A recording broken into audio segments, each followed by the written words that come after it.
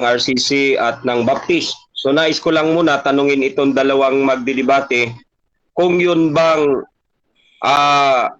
oras ninyo ay 10-7, 10-7 and then 5 minutes yung conclusion.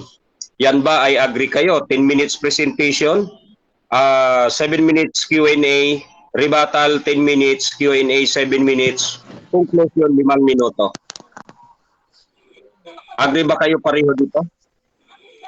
Siguro Bal, adjust tayo ng konti dito sa sa unang tindig 10 minutes cross examination para medyo mabahaba naman yung tanungan namin. Bitin kasi pag 7.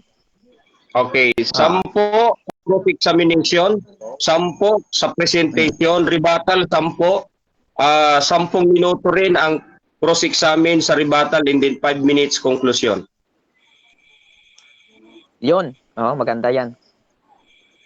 Okay. Okay, dahil napagkasunduan ninyo itong oras na ating sinet up, so dito naman tayo sa rules ng Master Defender. Una, kung categorical ang tanong, kailangan sumagot ng categorical. Muna, bago magpaliwanag ng hindi lalampas sa 20 seconds. Pangalawa, kung walang sagot sa categorical, next question kaagad. Number 3, kung ano ang tanong, yun lang ang sasagutin. Ika-4, sa unang pagtatanong, kinakailangan na ang itatanong lamang ay ayon sa itinindig ng affirmative, both side, negative side. At sa rebuttal stand, sa cross-examination, maaaring magtanong ng ang examiner ng kahit ano inilatag man o hindi inilatag. Panglima, ang debaters na makakatanggap ng 3 warning mula sa moderator ay may kaukulang disiplina, babawasan ng 1 minuto sa kaniyang oras sa pagtatanong o daragdagan ng 1 minuto kung tinatanong naman ang paglalapatan. Ika-6, paksa lang ang pag-uusapan ayon sa napagkasunduan. Ika-7, bawal magsalita ng patutsada sa katunggali sa Q&A. Bawal ang personalan, doktrina lang ayon sa paksang napagkasunduan. Yan ang number 8. Number 9, bawal ang ugaling kalye, be professional. Number 10, sa showdown, kailangang parehas na pagkasunduan ng magkabilang panig. Kung hindi, payag ang isa, next question na lang. Yan ang number 10. 11, sa objection ng bawat panig, tag-1 minuto lang. Pagkatapos makapag-objection at counter-objection, magdidesisyon ang moderator. 12, igalang ang moderator, huwag pangunahan ang moderator, bawal maging bastos.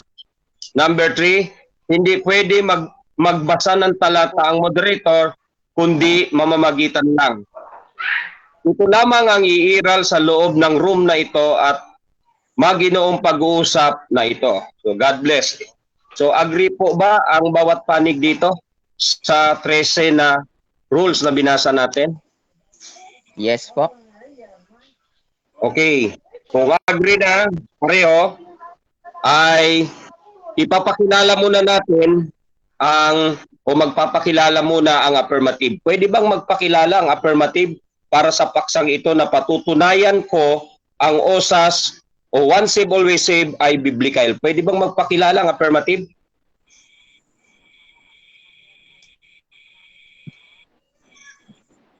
Pastor Dino? Okay. Magandang gabi po sa atin lahat. Sa ulitin, ako po si Brad. Hello, naririnig ba ako? Oh yes, narinig. Sige, tuloy. Hello po? Okay. Tuloy. Magandang gabi po. Sa ulitin po, magandang gabi. Ako ulit si Brother Dino Diaz, ang tagapagtanggol ng pananampalatayang Original Baptist Faith Defender, no? At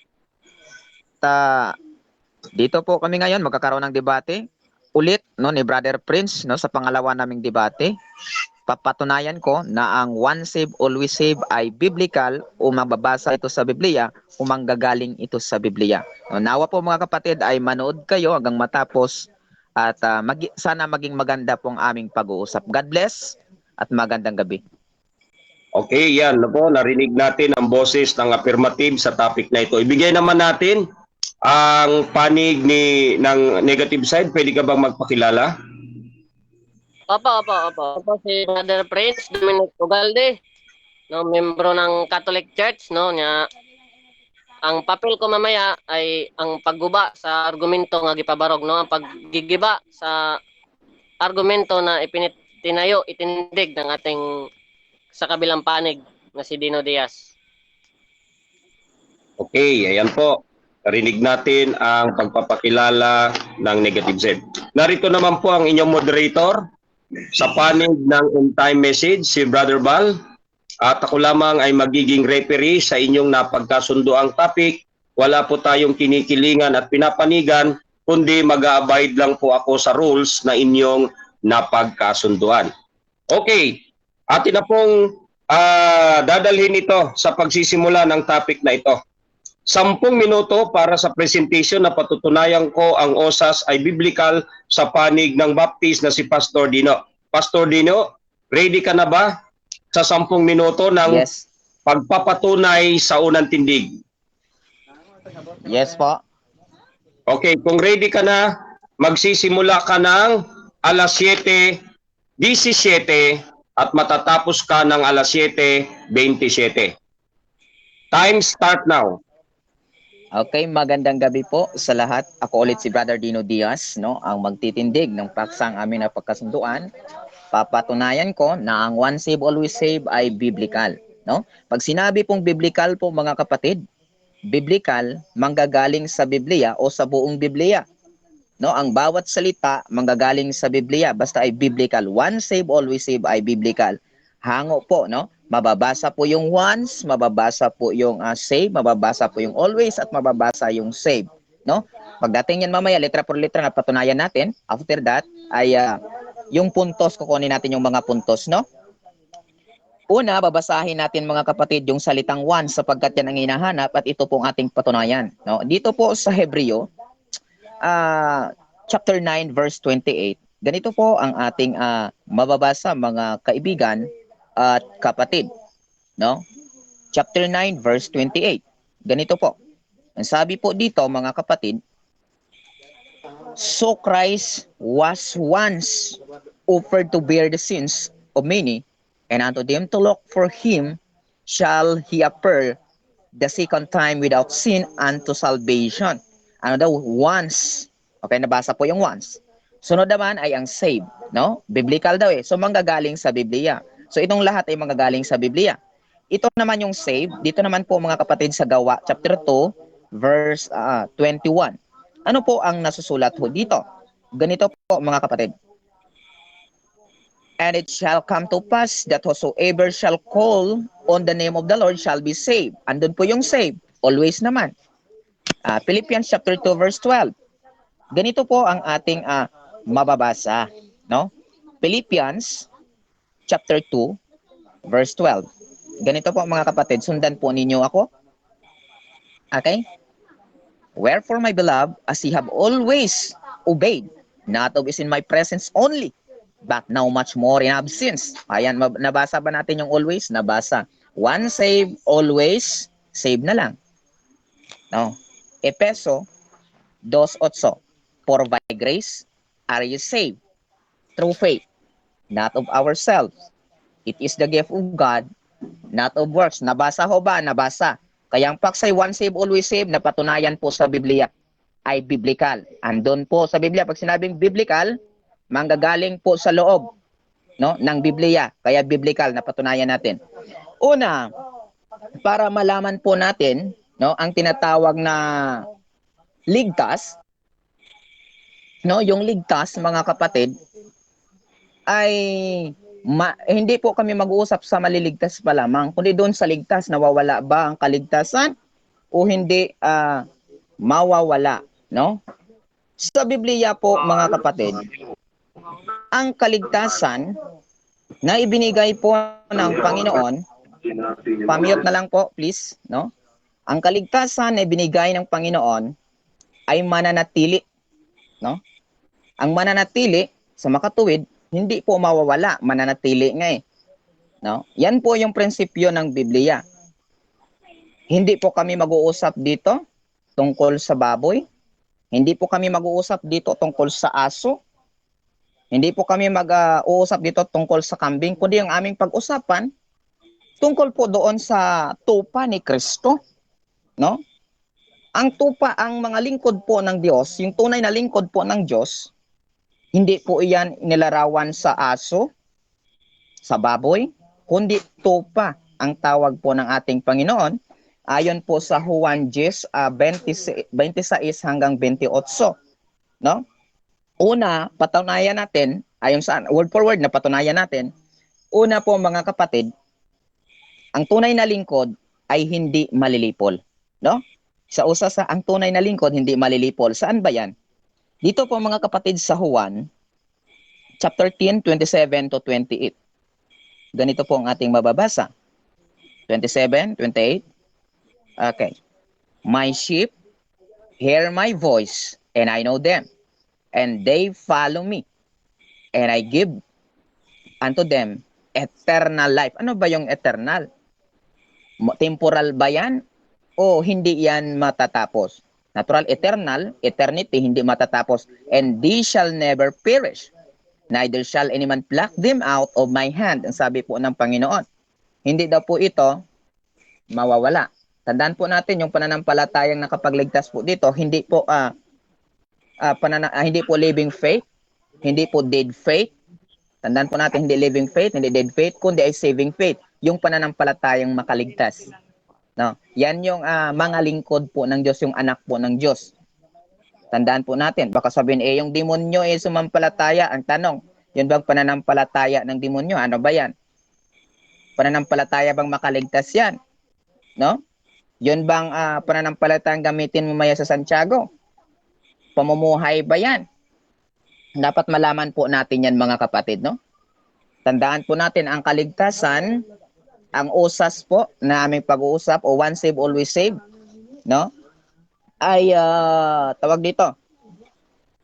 Hindi kami mag-uusap sa maliligtas pa lamang, kundi ang pag-uusap namin, yung kaligtasan, may mananatili ba yan o mawawala? Doon po kami mag-uusap, okay? Una po, no, hindi sila malilipol o hindi maiwala, should not perish, sabi po doon. Ikalawa, hindi aalisin, no? Meron ba tayong mababasa? Yes, meron ho tayo. Ganito ang ating mababasa sa Biblia, no? Tingnan ninyo ang langit at ang mundo, mawala ang langit na parang usok, masisira ang mundo na parang damit, mamamatay ang mga mamayaman ni parang mga kulisap, pero ang kaligtasan na aking ibibigay ay mananatili. Ano daw yung kaligtasan na ibibigay ng Panginoon? Mananatili. Yun bang mananatili? Na preserve ba yun? Preserve ko yan. Ayan. No, napatunayan no natin, hindi po aalisin yung bagay na pinili. No? Ano ba yung pinili? Yung kaligtasan. Okay? Pangatlo, hindi mahiwalay sa pag-ibig ng Diyos. Roma 8:38, ganito po ang ating mababasa. No? Tipid po yung oras. 24, 25, 26, 27. 3 minutes na lang ako. Okay. Hindi una, ang tunay na lingkod ay hindi malilipol. Ikalawa, mananatili ang kaligtasan at hindi aalisin. Pangatlo, hindi mahiwalay sa pag-ibig ng Diyos. Dito po mga kapatid, no? Sa Roma 8:38, no? Roma 8:38 hanggang 39. Ganito po ang ating mababasa. For I am persuaded that neither death, nor life, nor angels, nor principalities, nor powers, nor things present, nor things to come, sabi dito, 39, nor height, nor depth, nor any other creature shall be able to separate us from the love of God which is in Christ Jesus our Lord. Walang makapaghiwalay, no? So ngayon, yun bang anak ng Diyos pag magkasala ba yan? Tanggal ba agad yung kaligtasan tulad ng inaasahan ng ating kausap ngayon? Dito po mga kapatid, no, sa 2 Corinthians chapter 5, pansinin po ninyo. 2 Corinthians chapter 5, verse 19. Ito ba'y kay Kristo? Sabi po dito sa 19, to wit that God was in Christ, reconciling the world unto himself, no? Not imputing their trespasses unto them, and hath committed unto us the word of reconciliation, no? Ang pagkakasala daw nila ay hindi daw po ibibilang na kasalanan po sa kanila. Okay po? So malinaw po, no? Dito mga kapatid, hindi bibilang ang kanilang pagkakasala. First 2 Corinthians 5:17 to 19, no? Datapwat ang lahat ng bagay na pawang sa Diyos, pinagkasundo tayo sa Kanya sa pamagitan ni Kristo, at ibinigay sa amin ang ministeryo ng pagkakasundo, sapagkat sa 17, kaya't kung ang sino man na kay Kristo, siya ay bagong nilalang, ang mga dating bagay ay nagsilipas, na narito sila'y pawang naging mga bago. So ayun, napatunayan po natin. Mute ka muna, Brother Daniel. Thank you po. Okay. Pasuyo. Moderator's time. Tapos na ang 10 minuto para sa patunay ng pagtitindig ng affirmative. At ibibigay naman natin ang 10 minuto para sa pagtatanong ng negative side. Ready ka na ba, Dominic, para sa pagtatanong mo? Ready na, ready na. Okay. Your time start now. Okay, Brad Dino Diaz. Ako lang kumpirmaon, Brad, ha? Kana bang ang pagtulunan ba, Brad, nga dili mabasa sa Biblia, mahug man nagbakak, tama ba? Mahuhulog na kasinungalingan pag hindi mababasa sa Biblia, tama ba? Pwedeng hindi, pwedeng oo. No? Mayroon kasing hindi mababasang tinunan sa Biblia, tulad ng aral ng Katoliko na limbo, wala sa Biblia, so ibig sabihin kasinungalingan yan. Pero po dito sa Biblia, napatunayan ko, objection, sumasagot ako Objection sa, kay ang imong tubag, dili man may tubag sa akong pangutana. Okay, sige, objection. Ang ako lang pangutana niya, Mr. Moderator, ba, kay categorical yung tanong ko. Ang sagot ko lang sa kanya, ang tanong ko lang sa kanya, pag sinabi ba nating biblical, mabasa ba na sa Biblia? Oo o dili? Okay. So malinaw ang tanong mo kung mabasa sa Counter. Biblia.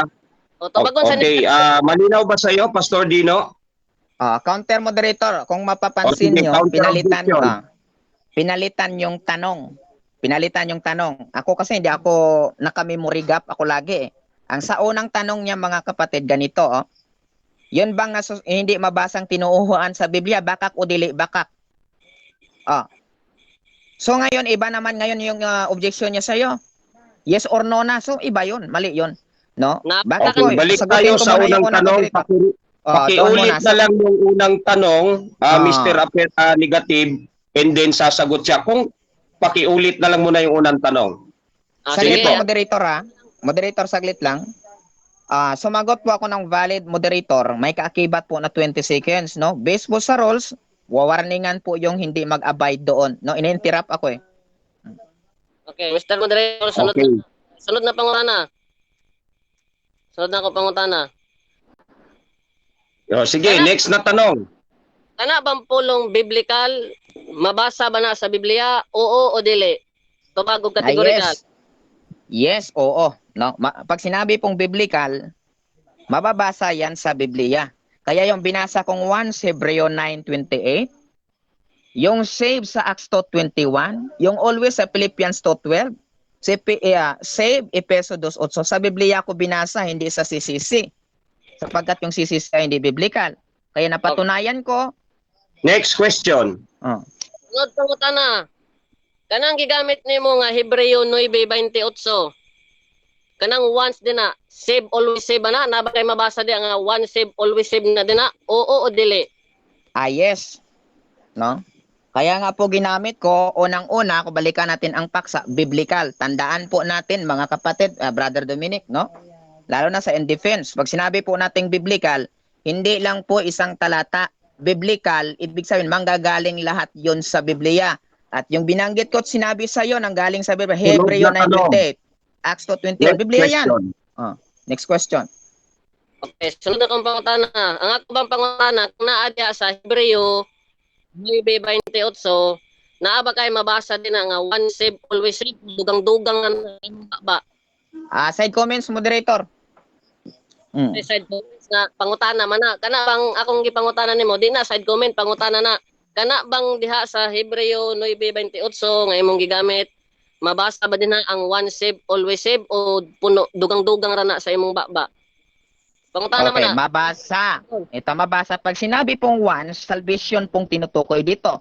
Yung salvation ho kasi ay preserve. Once save, always save. Ibig sabihin, mananatili ang kaligtasan. So, ang definition po ng salvation, soteria, yan ay preserve. Sa makatuwid, nabasa ko, at wala po kayong alam tungkol sa tinatawag na kaligtasan, Brother Prince, sapagkat wala pa kayong Holy Spirit, sabi po ng aklat ninyo. Next question. Yung sunod na tanong. Sunod na akong pangutana. Ang akong giingon nimo, kung mabasa ba din na ang one save, always save o dugang-dugang ra na sa imong baba?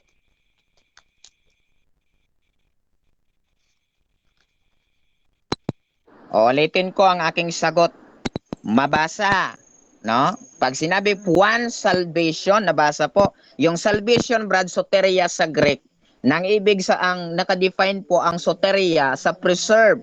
Yung always, yung one save, always save, preserve. So napatunayan ko at nabasa, yun lang nakakalungkot, hindi mo naintindihan kung ano yung Next question, kaligtasan. Next question. Okay.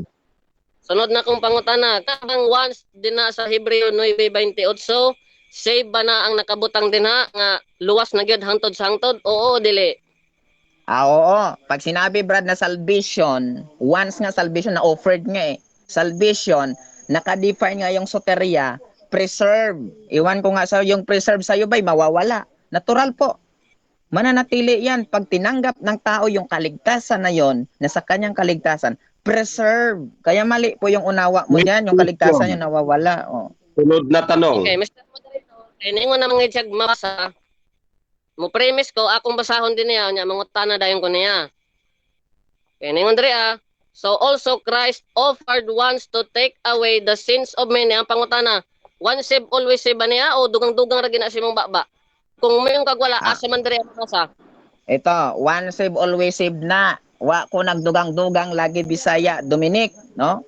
Preserve. Ano bang preserve? Pinutol mo pa yung talata Hebreo 9:28, hindi po doon pinutol mo.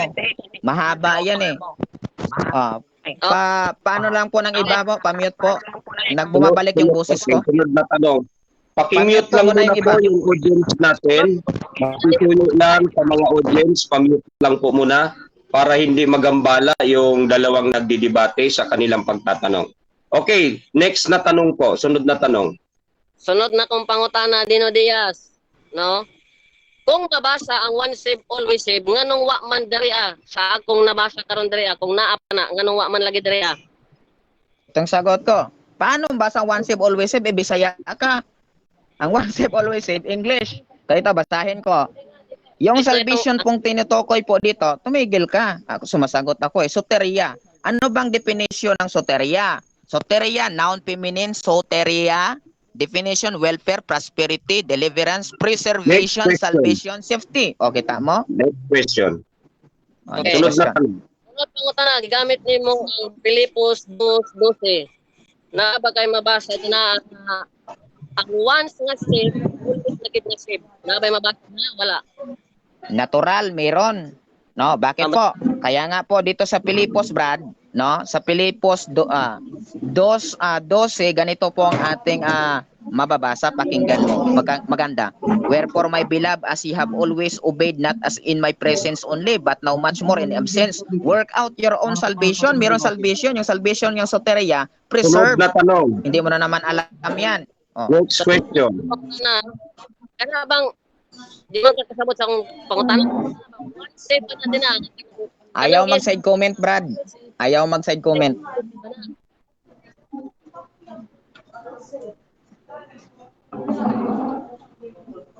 Okay, sunod na tanong. Mr. Negative. Brother Dominic. Matay pangutana. Nawala yung boses mo, Brother Dominic. Naririnig mo ba siya, moderator? Hindi ko siya marinig eh. Hindi ko rin marinig si Brother Dominic. Ang ako bang diha nimo kanang imong gigamit nga Pilipo 2 nagpasabot na dito sa one save always save. Yes. Nagpasabot na sa one save always save kaya nga ginamit ko, di ba always?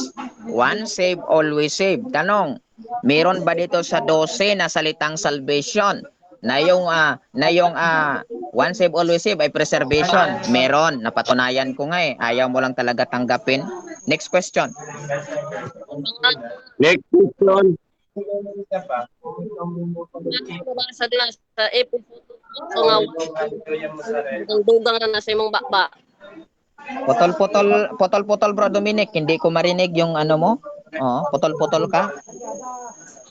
Diya ba episode din na one save always save na one save always save.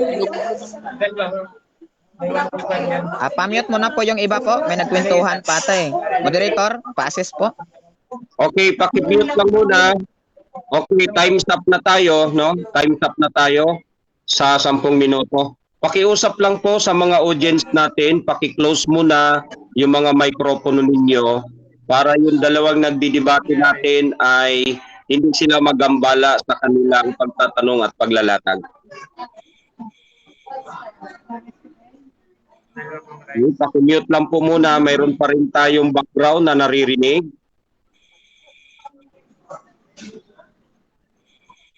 Si Bro Johnny may hindi pa naka-mute. Bro Johnny, pwedeng pa-mute, Bro Johnny.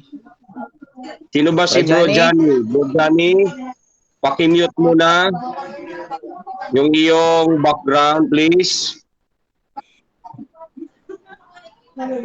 Pwede naman siguro makik. Sino bang admin dito? I-kick na lang yan si Johnny. Kasi wala ata si Johnny. Brother Cram, i-mute mo siya kung kaya mong i-mute mo na. Hindi ko siya ma-mute eh. Bro Johnny. Hindi siya ma-mute. Dapat yung ganito, wag na lang pumasok eh kasi sige, pakitanggal mo na si Brother Johnny kung kaya, bro, pakiano mo na. hindi ko maano yan. Wala sa akin yung si Pepito ito eh, yung admin dito. Si Brother Pepito. Johnny. Panghira naman itong tao talaga oh.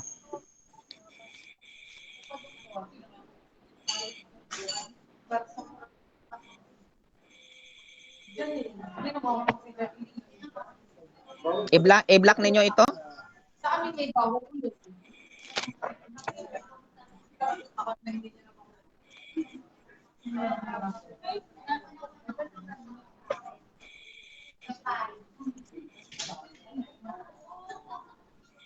Wala talaga.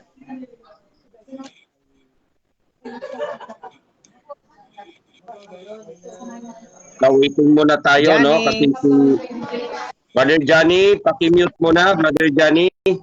At para hindi magambala itong nagdidebate.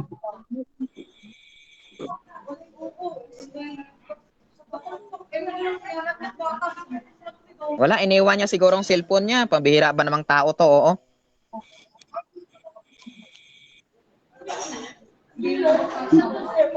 Sino ba ang friend ni Brother Johnny dito? Sino ang friend ni Brother Johnny? Pakitawagan mo.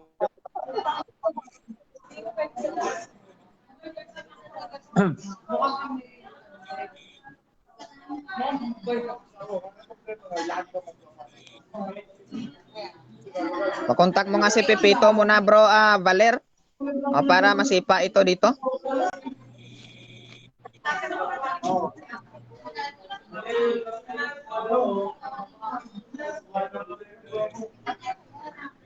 Pamute kung sino ito naman tayo nag-debate. Hindi, kung si Brother Pepito lang bang admin na pwedeng maggumalaw dito? Si Bro Cram, alam ni Bro Cram yun, nakikita niya yan eh. Bro Cram, pakigalaw mo muna si Brother Johnny. Hindi ko siya ma-mute, bro. Hindi kasi ako yung admin dito eh. Kung ako, maaano ko siya. Ayan, tahimik na siya, nawala na. O, ayan. Nawala na. Siguro baka na-mute na Ayan, ni Brad Johnny. na-mute na niya. Oo. Ayan. Okay. Okay, so maraming salamat sa mga audience na kasama natin sa room. Makikisuyo po tayo na lahat ay nakamute muna at ang nakabukas lang dito sa atin, itong moderator muna natin at saka itong dalawang nagdidebate.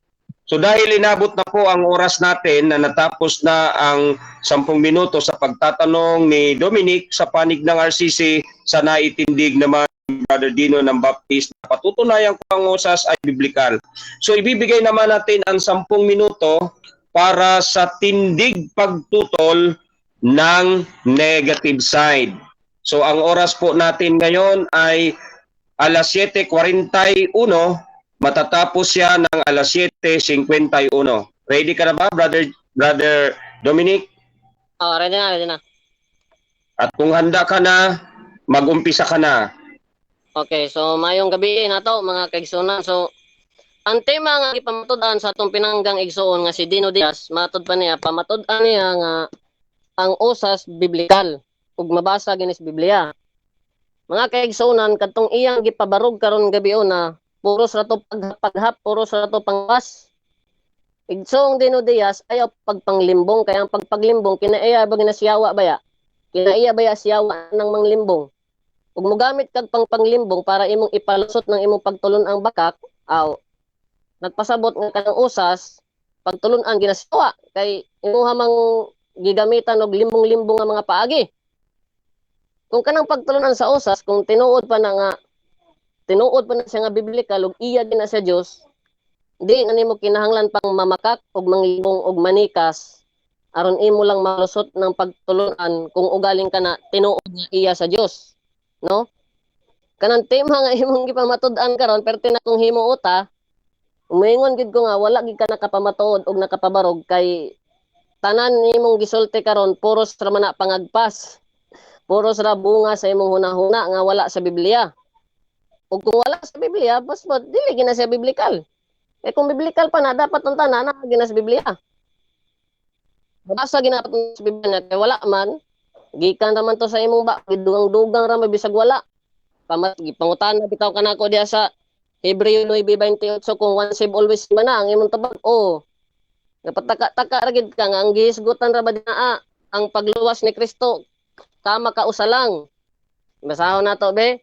Once saved always saved buday ni.